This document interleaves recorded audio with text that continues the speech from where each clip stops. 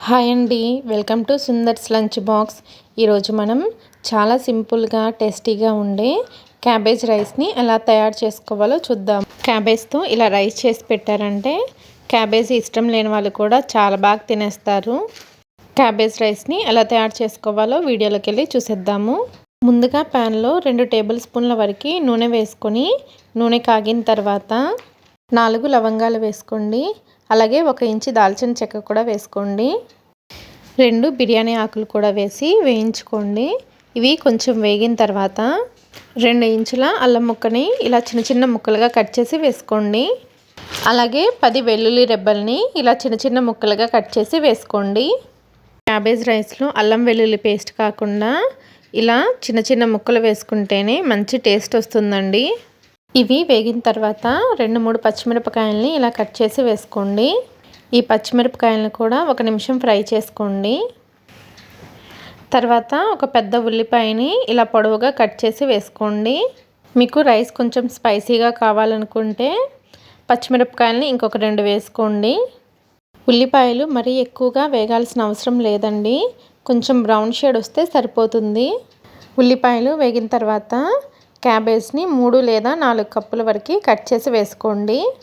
నేనైతే 4 కప్పుల వరకు క్యాబేజ్ని వేసుకున్నాను. ఒకసారి క్యాబేజ్ అంతా బాగా కలిసేలాగా కలుపుకోండి. అన్నం రెడీగా ఉంటే ఈ క్యాబేజ్ రైస్ చేయడానికి ఎక్కువ టైం ఏం పట్టదండి. 10-15 నిమిషాల్లో క్యాబేజ్ రైస్ రెడీ అయిపోతుంది. క్యాబేజ్లో రుచికి తగినంత ఉప్పు వేసుకొని బాగా కలుపుకోండి.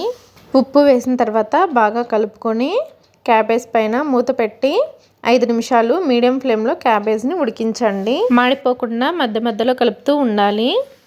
క్యాబేజ్ మరీ మెత్తగా ఉండాల్సిన అవసరం లేదండి, కొంచెం సాఫ్ట్గా అయితే సరిపోతుంది. మధ్యలో ఒకసారి కలుపుకొని మూత పెట్టేసి కొంచెం సాఫ్ట్గా అయ్యేంతవరకు ఉడికించుకోవాలి. క్యాబేజ్ చక్కగా ఉడికిపోయింది చూడండి.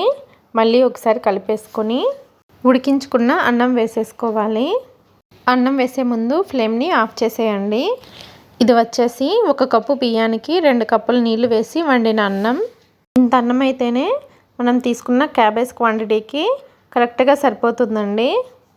అన్నం వేసుకున్న తర్వాత 1/2 టీ స్పూన్ మిరియాల పొడి, 1/2 టీ స్పూన్ గరం మసాలా వేసుకొని బాగా కలుపుకోండి. మనం క్యాబేజ్ని ఉడికించేటప్పుడు సాల్ట్ని వేసాం కదండి, ఒకవేళ మీకు సరిపోకపోతే సాల్ట్ని మళ్ళీ వేసుకోండి.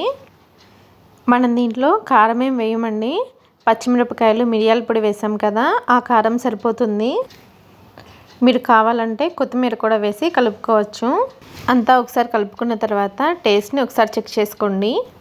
ఇంతేనండి, సూపర్ టేస్టీగా ఉండే క్యాబేజ్ రైస్ రెడీ అయిపోయింది. మీరు కూడా తప్పకుండా ట్రై చేయండి. Thanks for watching.